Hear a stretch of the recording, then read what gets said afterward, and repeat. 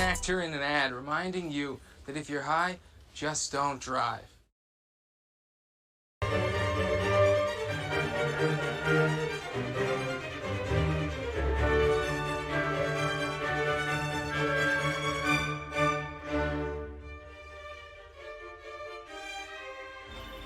I'm tired of this noisy kitchen.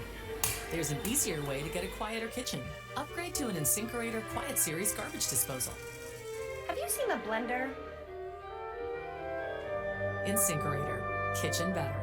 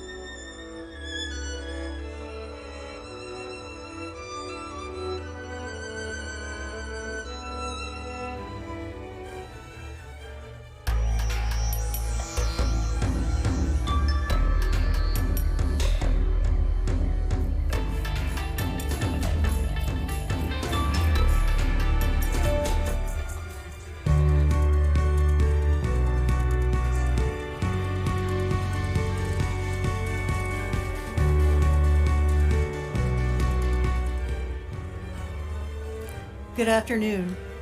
Welcome to the League of Women Voters debate between the candidates for Washington's 3rd Congressional District.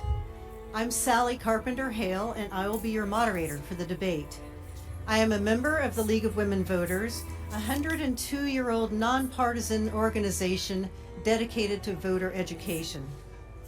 Today's debate is hosted by the 4 leagues from the 3rd Congressional District: Clark, Lewis, Cowlitz, and Gluesenkamp. And joining us today is Nancy Halverson, president of the Clark County League. Nancy, thank you. Here she is. Thanks, Nancy.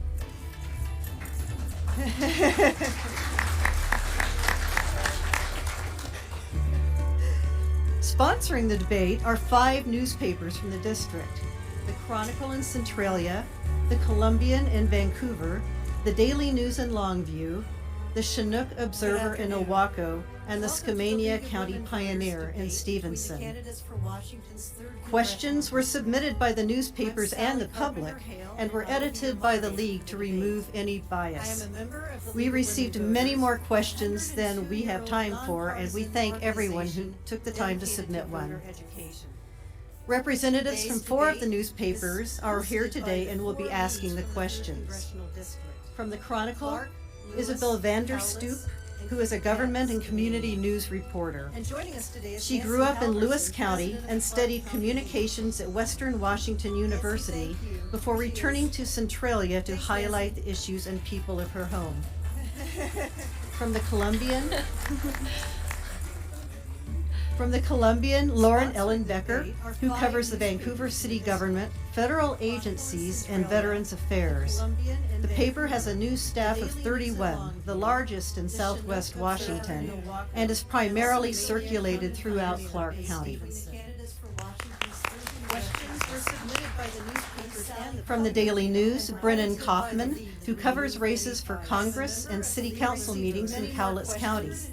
Brennan wrote for the Post-Register in Idaho before moving to Kelso last year.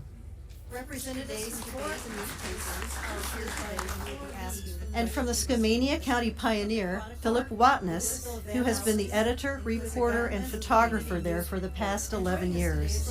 He has spent 3 decades in journalism, previously working for the Port Townsend Leader Weekly, the Peninsula Daily News, and the Olympian Daily.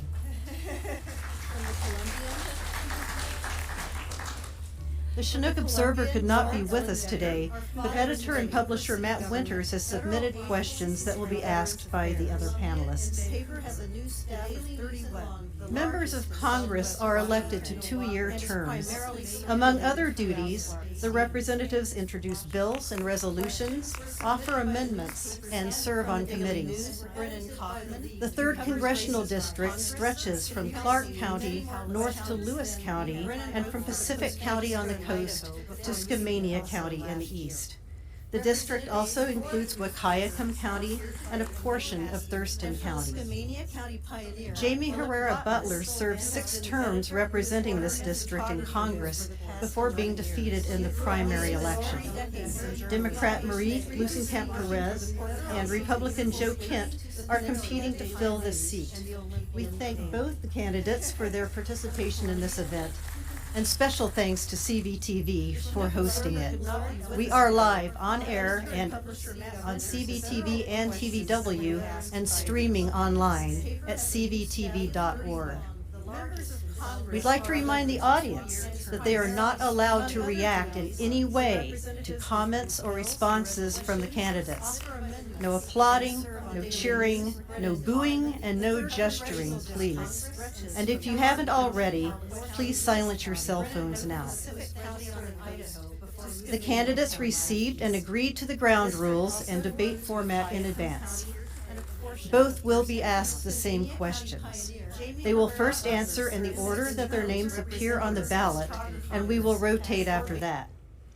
The candidates each will have 60 seconds to answer the opening and closing questions. For all the questions asked by the panel, they will have 90 seconds to respond.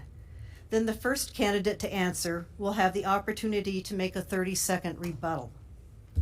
Candidates, please watch the league timers and stay within the timelines for each question. Remember, we are on a tightly scheduled live television program. And as a reminder, we will not allow attacks of a personal nature. We're here this afternoon to learn about your positions on the issues and your qualifications. So let us begin. I will ask the first question and then we'll turn them over to the newspapers. Why are you the better candidate for this position? You have 60 seconds to respond. Candidate Perez. I'm Marie-Glusenkamp-Perez. I run an auto repair and a machine shop with my husband. I work in the trades and I fix things for a living. I know what it takes to run a small business. I'm running for Congress to be an independent voice for Southwest Washington. I'm not running to be a cheerleader for any political party. And I'm not running to divide our country. I'm running to fix what's actually broken in our economy. And that means you, the voter, can vote, have a clear choice in this election. You can vote for me, a small business owner, or you can vote for Joe Kent, an extreme politician. Judge for yourself how extreme Joe Kent is. He supports a national ban on abortion with no exceptions. He wants to defund the FBI. He wants to abolish mail-in voting. He continues to celebrate the violent rioting mob that attacked our Capitol on January 6th. When Joe Kent says these things, believe him. This is who he is and what he's going to do. And a vote for Joe is a vote for even more chaos and disorder, and that's the last thing we can afford. Candidate Kent. Yeah, hi, I'm Joe Kent. Had the honor of serving this country for a little over 20 years, did 11 combat deployments and special operations in the intelligence community. It was the greatest honor of my life. I intended to continue to serve in that capacity until my late wife, who was also in the military, was tragically killed fighting ISIS in Syria 1 month after we were supposed to be out of there. Her death is a direct result of the failings of policy of our corrupt ruling class. So I came back here to the Pacific Northwest to concentrate on raising my children. I got a job immediately as a program manager in a technology company. And then ever since then, I've watched our country continue to decline. Right now, because of one-party rule in Washington, D.C., our economy is being decimated. 1 month of wages will be stolen from you this year. Crime is running rampant thanks to our open southern border, thanks to Democrat politicians opening prisons and letting child killers go. Our children are being sexualized in the schools. This situation's out of control. I will go to Washington, D.C. to be a check on Nancy Pelosi, Joe Biden, and one-party rule. Thank you. The next question begins the 90-second answers and will be asked by Brennan Kaufman of the Daily News. Do you support continuing national health care programs such as Medicare, Medicaid, and the Affordable Care Act for your constituents? If you do, why, and how could those programs be improved and made more cost-effective? If you don't, why not? And what would you support instead to ensure that Americans can access affordable health care? Candidate Kent. So right now the problem with healthcare is that we've had too much federal government control. Now obviously the programs for senior citizens or people with disabilities, those must maintain. We have to take care of the people who need our assistance and people who've paid into the system. But the one provider coming from the federal government, that has gotten us absolutely nowhere. If you remember the last time the Democrats said that they were going to fix healthcare, it was when Barack Obama said that if you like your plan, you can keep your plan. If you like your doctor, you can keep your doctor. We need more competition on the market. We need tort reform. We need to make it possible to purchase pharmaceuticals from places like Canada, places like Europe, without having a ton of red tape managed by big pharma and a few different healthcare conglomerates driving up all the prices. So at the end of the day, we need more competition in the market. That's going to overall benefit the individual consumers while maintaining at the same time the safety net for senior citizens and those who are disadvantaged. Candidate Perez. You know, we pay some of the highest healthcare costs in the world, and we have not the highest outcomes. We've got to do better. All Americans deserve access to quality, affordable healthcare. We've got to control the healthcare costs. Some of the ways that we can do that, we've got to be negotiating all of the Medicare drug costs, not just the 13 drugs covered in the IRA. We've got to be speeding the access and delivery of generic drugs to market. That means that we've got to pursue patent reform.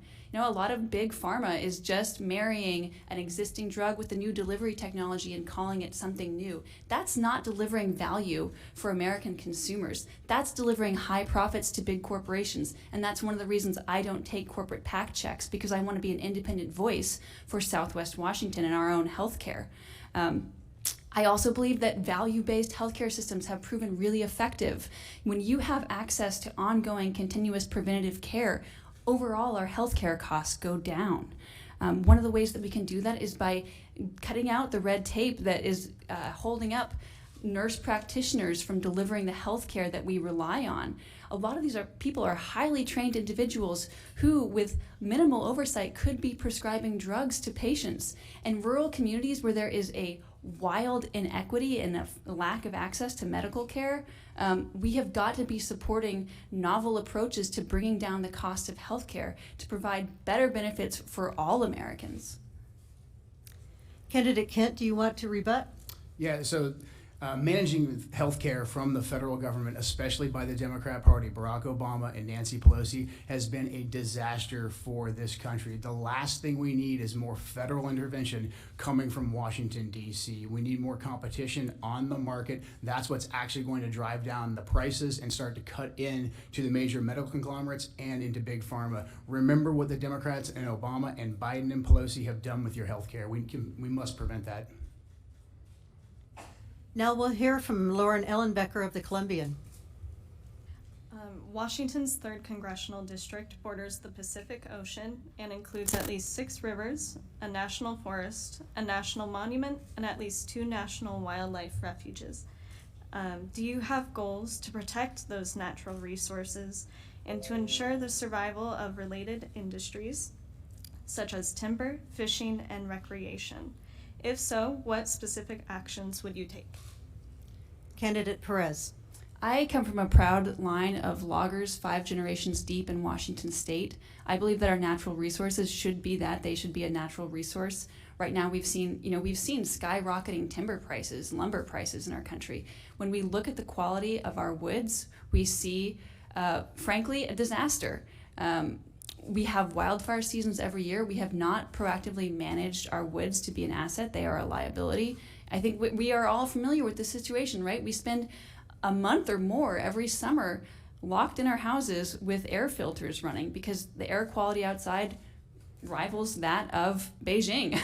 We've got to be doing more to clean up our woods to ensure that it is a asset to our natural environment as well as a asset to our builders and our logging industry.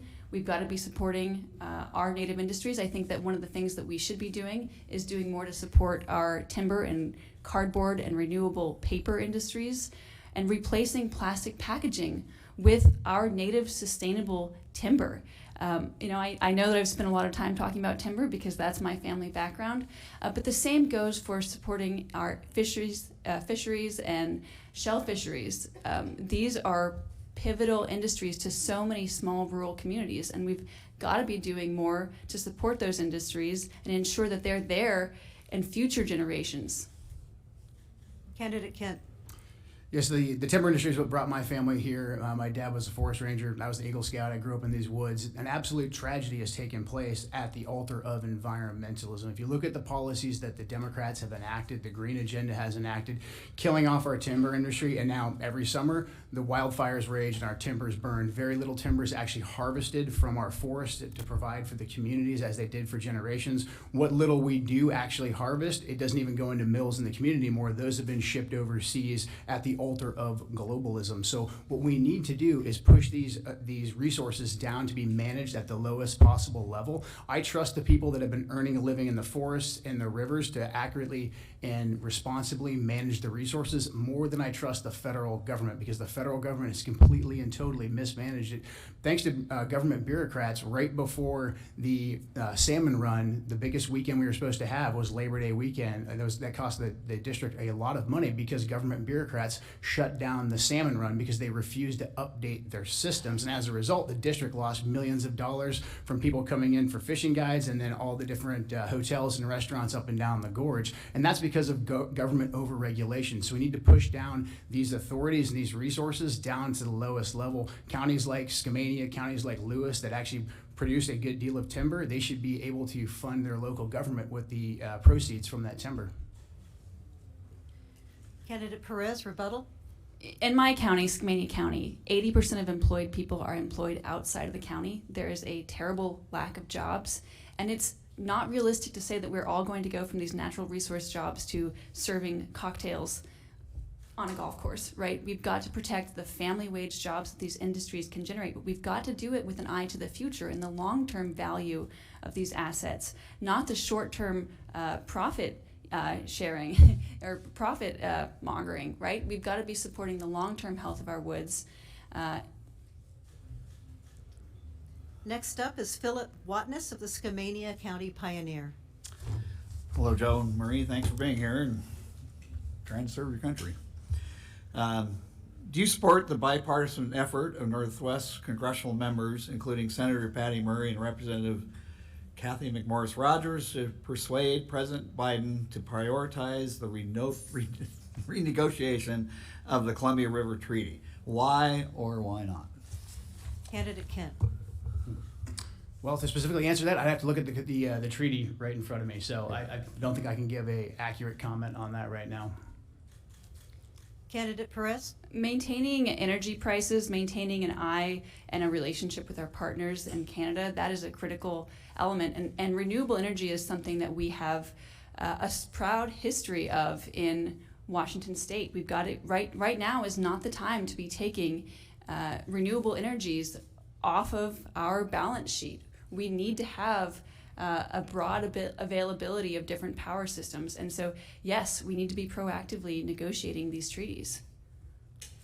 Candidate Kent, I'm guessing no rebuttal to that. Yeah, my starting point would be, is it a good deal for the people in the district? Is it going to lower our energy costs? Is it going to give us more control over the resources in our district? That's my starting point, is putting us first and not any kind of treaty that puts the people of the district in a disadvantaged position for something like a conversion to green energy. Now for Isabel Vanderstoep of the Chronicle. The 3rd Congressional District has experienced both dangerous wildfires and extreme temperatures in recent years. What do you propose to do in Congress to help your constituents prepare for and mitigate natural disasters specific to rising sea levels, wildfires, shrinking salmon runs, and flooding? Candidate Perez.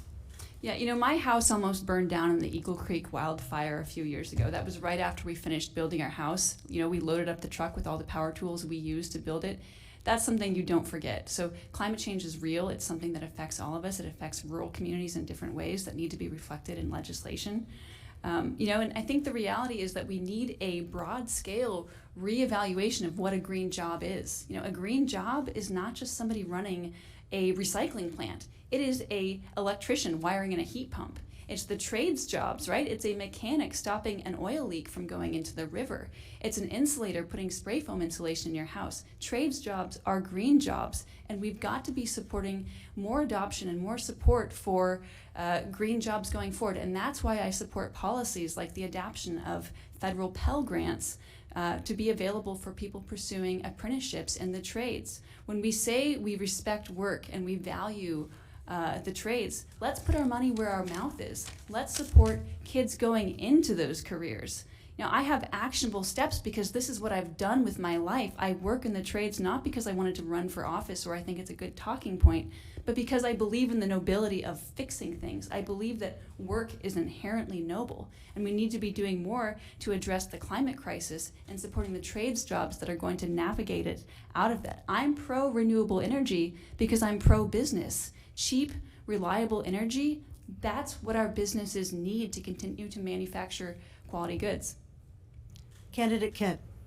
So I support conserving our natural resources. What we can't do is continue down the same path that Biden, Pelosi, and Jay Inslee have taken us down with this rapid conversion to so-called green energy, because the green energy is by and large produced in countries that absolutely hate us, like the Chinese Communist Party. They're the ones that have all the raw earth minerals for the electric vehicles, etc. So bills that Biden and Pelosi and my opponents support are nothing but a payday for the Chinese Communist Party. And at the same time, while they're harvesting those resources under the banner of green energy, their carbon footprint is 10 times what it would be here in the United States. So number one, we have to be energy independent. That's also going to drive down the inflation that's absolutely crushing people. Bring back our own manufacturing so we can control the environmental regulation of these critical industries. And they're not in China, they're not in India, but they're also providing good U.S. jobs here.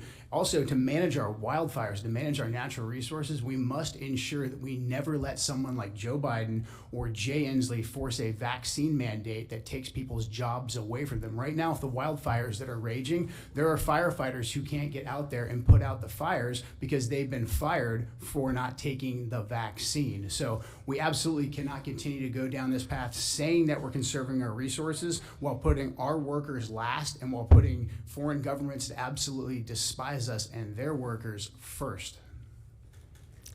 Candidate Perez, rebuttal. That's a fundamental misunderstanding of our natural resources. We actually have all the natural materials here to make solar panels at home. We've abdicated that not because of some conspiracy around China, but because we've failed to support native industry. We have the natural resources. We have lithium. We have many of these materials. What we've lacked is an investment in career and trade and entrepreneurship to grow those native industries at home. And I agree, we've got to bring that home. We've got to bring manufacturing of solar panels back to the U.S. Brennan will ask the next question. Earlier this month, President Biden announced he was pardoning all prior federal offenses of simple possession of marijuana and urged state governors to follow suit. He also set in motion a review of how marijuana is classified under federal law, which currently is the same as heroin and LSD and higher than fentanyl and methamphetamine. Do you support these moves at the federal level? Why or why not? Candidate Kent. Yeah, I have no issues with what Biden did with decriminalize or taking away the people that were the felonies from the folks that were in jail because of just simple possession of marijuana. I think it's a state's issue, and right here in Washington State, we've made cannabis legal, so I support that. I think that we should be looking at, from the federal perspective, looking at what THC and CBD and those types of things can do for veterans. Same thing with a couple other different kinds of drugs to care for our veterans. So I support that. I mean, it's a little hypocritical coming from the Biden administration, considering how many people Kamala Harris locked up for simple marijuana possession, but I guess it's a good start. Candidate Perez. You know, from a financial perspective, I do think it's the right call to decriminalize federally possession of marijuana. That has been a huge waste of resources to keep people in prison who are not violent offenders. But I think it's important that we follow the science on this. I think when we have, right, marijuana is not what it was, you know, when my parents were young, right? The levels of THC have gone through the roof. I think it's important that we have more of a scientific understanding of what that does to our communities and our kids, people using it. I think that it's important that we have a middle of the road, but understanding. But I do think it's the right move to federally decriminalize simple possession of marijuana. Candidate Kent, rebuttal? No. Okay. Next up is Lauren. The prices of basics such as food and gas have skyrocketed. For instance, the U.S. Bureau of Labor Statistics reported in September that over the last 12 months, grocery prices rose more than 13% and gas went up over 25%. What can Congress do to help 3rd District residents survive in this economy in the short term and help bring those prices down over time? Candidate Perez. I think there are 3 primary lenses that we need to address inflation through. I think the first one is the insane labor shortage that we're all facing. I think it's actually a good thing for the American worker that we have low unemployment. People are getting higher wages. Employers are having to compete and provide better conditions for their employees. I think that's a good thing that American workers have more money in their pocket. I think we need to understand why that's happening, though. Why do we have a labor shortage? I think we need to address, one, as a working mom and a small business owner, let me tell you one clue, one big red flag. 1 in 10 child care facilities have shut down since 2019 permanently. Child care costs are like $15,000 a year per kid, right? A lot of people are staying home from the workforce because they can't afford to work. So we need to increase access to child care. One of the ways we can do that is by providing public service debt forgiveness for people who are teaching our under 6 crowd, just like we do for public educators of the over 6-year-old crowd. I think that's one step we can make towards easing our labor restrictions. In the context of inflation, though, I'd like to say that Joe Kent's plan to ban all legal immigration for 20 years is economic sabotage. When we talk about expensive grocery prices, you ban all agricultural legal work permits, the price of groceries are going to go through the roof. That's how we end up with $40 cranberry sauce on the kitchen table, right? We've got to have, and that's why so many people in the agricultural industry are supporting me, because they know it's economic sabotage. We also need to address supply chain issues. That's my time. Candidate Kent. Yeah, the reason why inflation's out of control right now, number one, day one of Biden's administration, he killed off U.S. energy. Everybody remembers what gas prices were just 2 years ago. That drove this cycle of inflation. That's what started 1 month of your wages being stolen this year. The Democrats then continued to spend money. Most recently, the Inflation Reduction Act, so-called Inflation Reduction Act, that my opponent here says that she would support. That gives 87,000 more IRS agents to come after people making under $100,000 per year, at the same time increasing new domestic taxes on domestic oil production, energy production. So that's going to continue this cycle of inflation off the charts. The Democrats continue to spend trillions and trillions of dollars that we didn't need with the American Recovery Act, Build Back Better, etc. These are all things that Biden and Pelosi pushed. This cycle of inflation, of reckless spending, is what's driving all of the inflation costs. What I can do on day one is I can caucus with other Republicans, and we can threaten to withhold the federal budget until Biden turns back on U.S. energy. That will give the American people some instant relief.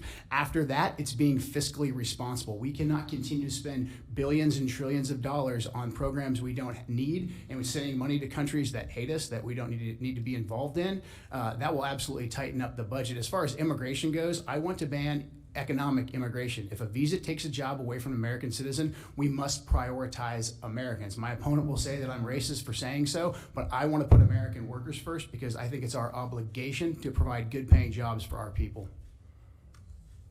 Candidate Perez, rebuttal? You know, we all recognize that we need to increase energy production. That's one of the primary components of all of our market-based goods, of all of our labor, right? And that's one of the reasons, he says that Biden's trying to kill off oil and gas. Biden actually issued more permits for oil and gas drilling in 2021 than Trump did in I'd like to his remind the entire audience to be career, quiet. His entire tenure. But we've got to rebuild our supply chains. We've got to rebuild American manufacturing. And stop. Okay. Now we'll hear from Philip. Hi. Social Security provides a lifeline to many constituents in this district. Do you support changing eligibility requirements to receive Social Security? If so, what specific changes would you make? And if not, why not? Candidate Kent.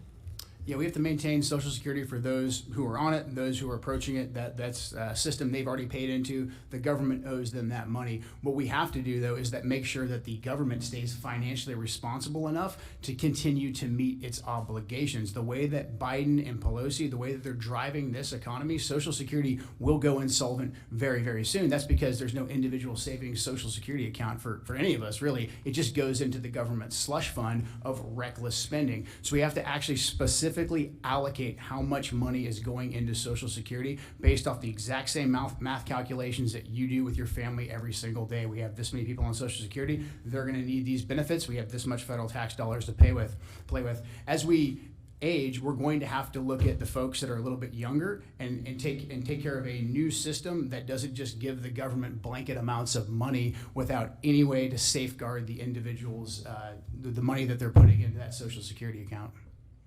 Candidate Perez. Yeah, Joe Kent had to take that phrase off his website. He used to say that we're going to increase the age at which people can access Social Security. He softened that because he knows that it's a bad idea, I thought. They make this argument, right, that we should increase the age of accessing Social Security because we're all living longer. Spoiler alert, we're not all living longer. People who work in the trades like me and my family, we're not living longer. It's white-collar workers, it's project managers who are living longer, and they want us to pay for it.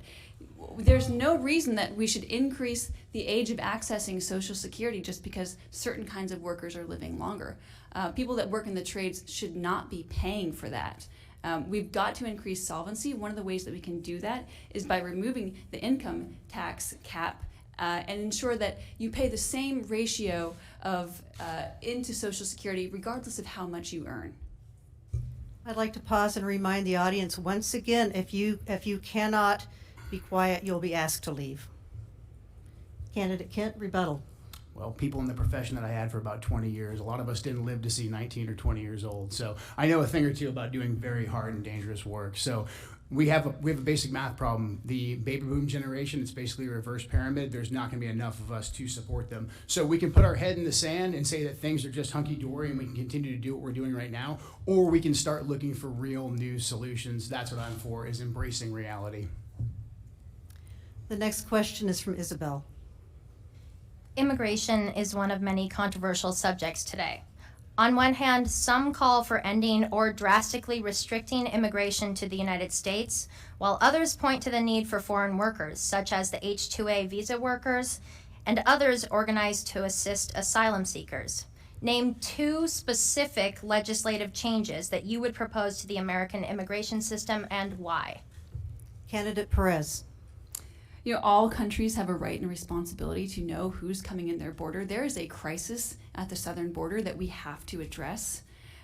I support comprehensive immigration reform like what Dan Newhouse, one of the Republicans in our state, has proposed. It's the Farm Workforce Modernization Act. I think that's a great step in ensuring that we can stabilize a reliable source of labor for our critical industries like agriculture. I also believe that we need to address we need to send a surge of judges down to the southern border to process the backlog of amnesty cases. If they have a valid claim of amnesty, they should come in. If not, they should not come in. We need to address this backlog. We have the resources to do that.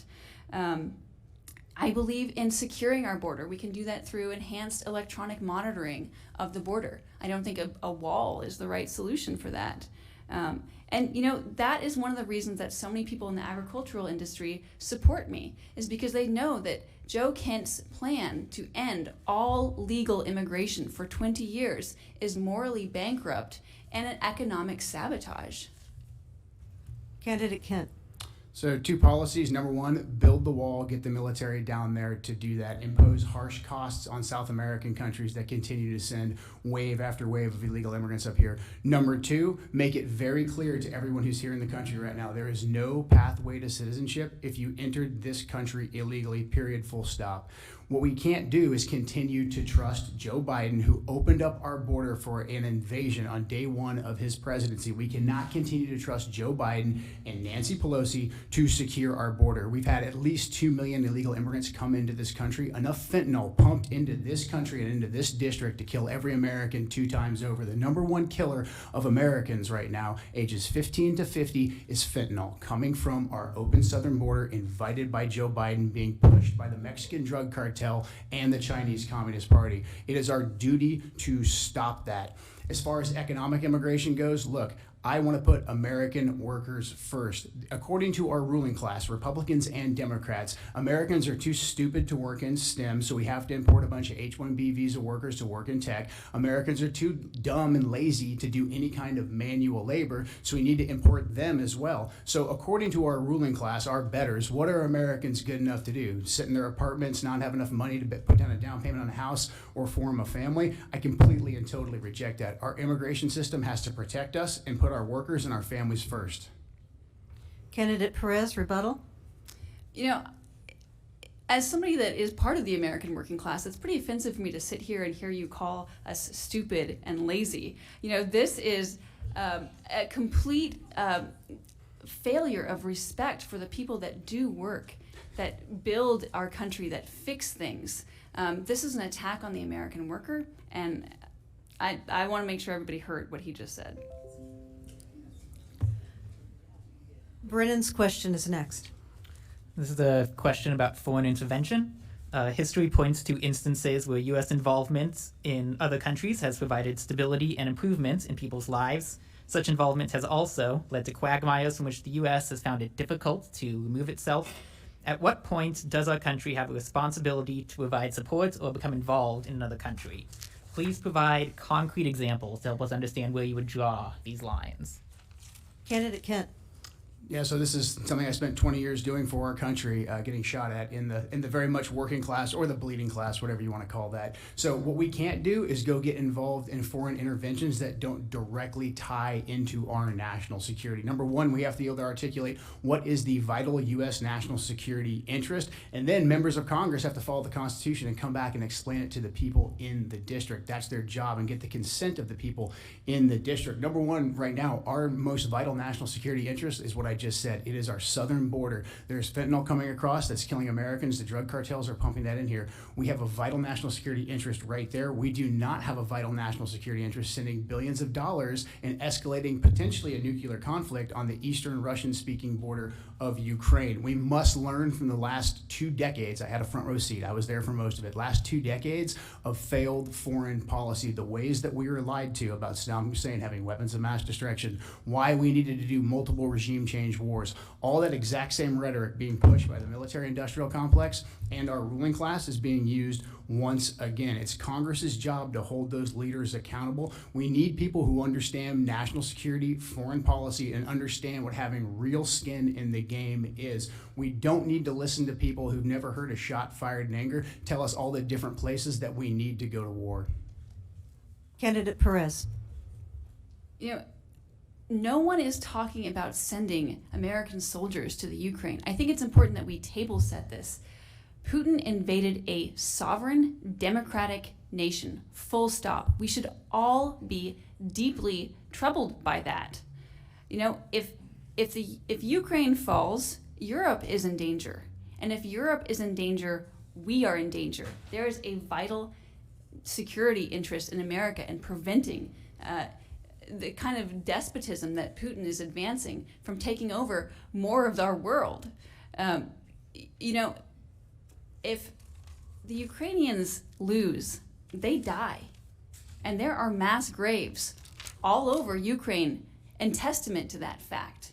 So, if Canada invaded America, what part of Washington state would you all be willing to give up to appease our aggressors?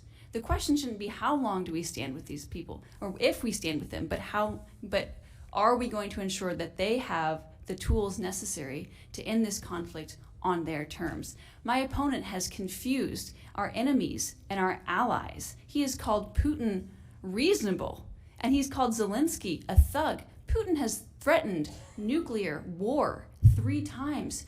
You cannot have it both ways. You can't be a reasonable dictator and threatening nuclear war. Candidate Kent, rebuttal? I spent most of my life dealing with thugs, reasonable thugs, and everything in between for the sake of the security of our country. If you just listen to all the rhetoric she just used, you can go back and listen to the exact same rhetoric being used to justify the Iraq war. We have to fight them over there so we don't fight them over here. Look, Putin can't get his tanks out of the mud in Ukraine right now. But what he does have, so he poses no threat to Europe, and we do have about a division sitting in Poland right now, and Putin is threatening nuclear war. We need sober, rational people to ensure that we don't get into a nuclear exchange with Russia. Now a question from Lauren. Is our democracy under threat? If so, why and what can we do about it? If not, why not? Candidate Perez. Our democracy is under threat. We have candidates running up and down the ballot who deny our elections unless they like the outcome of it. My opponent supports abolishing mail-in voting, right? That is paper ballots are the gold standard in election security. Talk to anybody who does shift work about the idea of ending mail-in voting, right? The goal of our election systems are to have as many Americans participate as legally available. That's a huge problem when we have candidates calling for the restrictions of voting access. That is the foundation of our democracy. And we, my opponent thinks that he's been tough on China. Right? There is nothing China likes more than us clawing at each other and claiming that our elections are frauds and rigged if we don't like the outcome. He is playing right into their hand. Candidate Kent. There's nothing China likes more than Joe Biden and Nancy Pelosi, because that's what really butters their bread. That's what is giving them access to our country. So look, the biggest threat we have right now to our democratic republic is the fact that our economy is being absolutely decimated. We're about to lose our working class. We're about to lose our middle class. And that's because of the policies of the Democrat Party for the last 2 years having complete and total control of the government. What they've done to our energy sector, the reckless spending, the crime coming across our border, the crime on our streets here in Vancouver and throughout the district, even in the rural communities, that's what's absolutely decimating our country. Also, having leaders who just go along with whatever the current thing is, whatever the mainstream media says, or whatever is coming down from Biden and Pelosi, and not questioning it. Congress has a role in oversight. And when we have an issue like an election where a lot of people think some things went wrong, it is our job to respect those people and to say, hey, you're not an election dyer, you're not a threat to democracy. Let's adjudicate this. Let's open up the books and show the American people what happened, because this is our system. If people lose confidence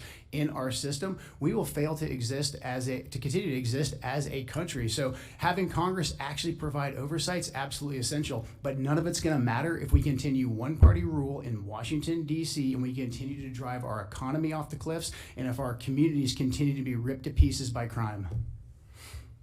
Candidate Perez, rebuttal. Joe Kent was one of the plaintiffs in a lawsuit against the state of Washington claiming that our elections were stolen. It was adjudicated. And you know what the courts found? That there was no basis for that. It was a huge waste of taxpayer dollars. It's a charade for gaining followers and points on the internet. And it's coming at the expense of our election. These violent rioting mobs who attacked our Capitol on January 6th, he calls them political prisoners. He doesn't even think they should be prosecuted, right? That's not about having a fair system of adjudication. Next is Philip. This is quite a long question, so pay attention. The Columbia River is critical to the economy of the 3rd Congressional District. It supports salmon and other fisheries, exports and imports to the region, and it sustains communities all along its banks. As a member of Congress, which actions, if any, would you take? 1, ensure the maintenance and funding of Columbia River navigation channels and other infrastructure, including access to ports such as at Vancouver, Kalama, Longview, Laco, and Chinook. And 2, ensure sustainable and stable salmon fisheries for tribal, commercial, and recreational users. Candidate Kent. Yes, it's absolutely essential that we take care of our fishing industry, and so we need to be able to introduce more hatchery fish into the Columbia. We need to make sure that we don't have a conglomeration of bureaucrats from Oregon, Washington, and the federal level that are able to just shut down a fishing season. That needs to be streamlined down to the local level to ensure that our fishermen can continue to be able to make a living on the river. The ports and the freedom of navigation, that's absolutely essential. Our ports need a good deal of assistance, but our ports are really our strength. We can be an economic powerhouse because of our ports, because of our access to the Columbia River. So keeping those up and running is absolutely essential. That's a place I look forward to having a lot of bipartisan cooperation with folks on both sides of the Columbia to make sure that we remain an economic powerhouse. What we can't do is allow crazy folks like Jay Inslee and all of his Democrat allies to say they want to start ripping out dams along the Columbia River at the altar of environmentalism. That's absolute insanity. We have to prevent that. Again, push those resources down to the lowest level and ensure this green agenda doesn't destroy our economy. Candidate Perez. You know, at the last debate, Joe Kent said that he wouldn't support or vote for omnibus bills because they were too long to read. You know, that's how you get funding for these projects that our ports depend on. You need a bipartisan coalition. You need to, and frankly, it's a primary job of our federal electeds to ensure that our tax dollars come home and support the vital industry that drives our small businesses, our economies, our fisheries. And my opponent has pledged he won't be doing that. He wants our tax dollars to go to other states and fix their problems. That should be a huge concern to all of us. And frankly, I'm hearing from a lot of our folks that it is, because they recognize that Joe Kent can't build coalitions. He hasn't even been endorsed by the Republican federal delegation. He hasn't been endorsed by Dan Newhouse or Kathy McMorris Rodgers. He's not going to go to D.C. and suddenly find a coalition of Democrats in Oregon excited and ready to work with him. That's magical thinking. You can't annoy everyone, offend everyone, degrade everyone, and then expect them to come help you get dollars for the projects that drive our economy here in the state. Candidate Kent, rebuttal. So what she just said was music to corporate lobbyists' ears. She wants to go and sign massive omnibus spending bills that have gotten in this situation that we're in right now. Inflation's being driven not just by the energy policies, but by massive government spending. I won't sign off on bills that no one reads. You heard Nancy Pelosi, her speaker, say that you have to pass the bill to see what's in the bill. That's how these guys roll. I want standalone bills that are transparent to all of us that say how much these things are going to cost. I won't sign off on more reckless government spending because that method has gotten us to this point right now. Isabel has the next question. Provide examples of how you would collaborate with others across the aisle. What actions would you take to reduce the political division in Congress and among your constituents? Candidate Perez. You know, I'm a rural Democrat that works in the trades.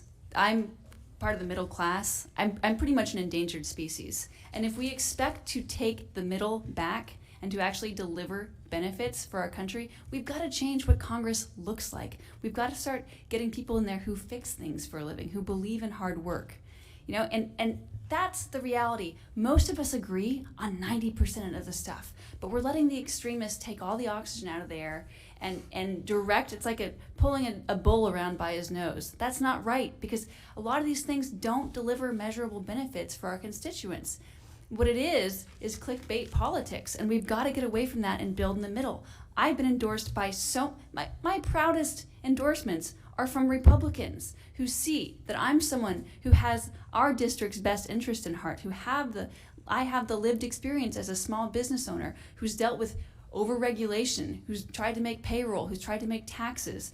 Those are the experiences that matter when we're talking about getting our economy back on track, not these YouTube conspiracy theories that will only further divide our district. Candidate Kent. Yeah, so I look forward to working across the aisles on a wide variety of issues. Just recently, I was endorsed by the vice chair of the Democrat National Committee, Tulsi Gabbard, because she recognizes right now the political realignment within our country is anti-interventionist, preventing more foreign wars, preventing a nuclear war, bringing back our manufacturing, putting American working families first, and stopping illegal immigration and the massive amounts of fentanyl that's coming across our border, enshrining our Second Amendment. What we can't do is continue to double and triple down on the Biden and Pelosi policies. And Marie talks about being a rural Democrat from Skamania, but it's funny because the only place she'll show up is in Portland or in Vancouver. She won't show up out in Skamania and talk about these issues with people.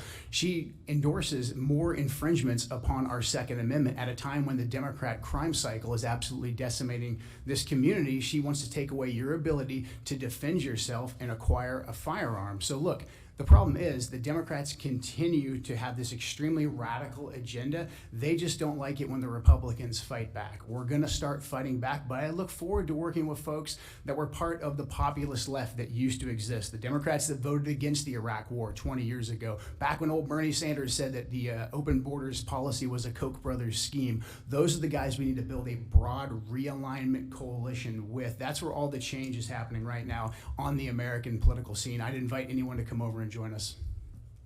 Candidate Perez, rebuttal. You know, it makes sense that Joe Kent's excited about an endorsement from Tulsi Gabbard because, wannabe celebrities are a lot of his endorsers. He actually had to take his endorsements page off of his website because it was too skinny, right? So it is truly magical thinking that he's going to get to Congress and find a broad coalition of leftist populists who are excited and willing to work with him. That's just not what the world looks like. Okay, now we are going to move to a lightning round. Each journalist will ask you a question, and you are to answer with only one word. Brennan is up first. Yes or no, will you accept November's certified election results by the auditors of the counties in the 3rd Congressional District and Washington's Secretary of State? Yes. Candidate Kent? Yes. Lauren is next. Do you support President Biden as the lawfully elected President of the United States? Candidate Perez? Yes. Candidate Kent? Yeah, he's there. Philip? Yes or no? Do you support a woman's right to make her own reproductive decisions with the assistance of her health care provider? Candidate Kent? That's a pretty loaded question. I'm pro-life. That's not a mystery. One word. I support a woman's right for her body. Candidate Perez? Yes. Unequivocally, yes. Isabel? Yes or no, do you support the federal recognition of the Chinook Nation? Candidate Perez?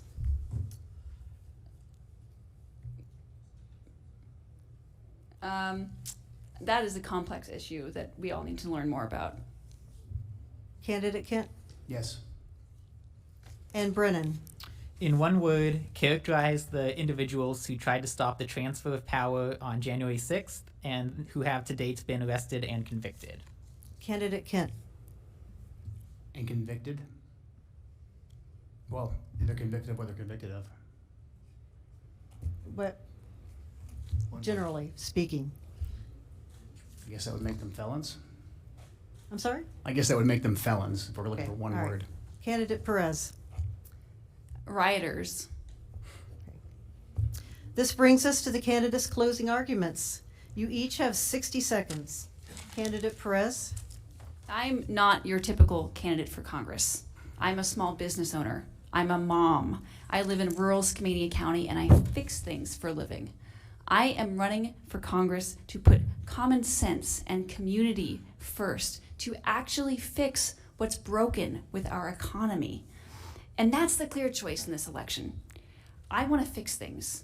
Joe Kent wants to break things. I want to build bridges. Joe Kent wants to burn bridges. I am a small business owner. Joe Kent is an extreme politician.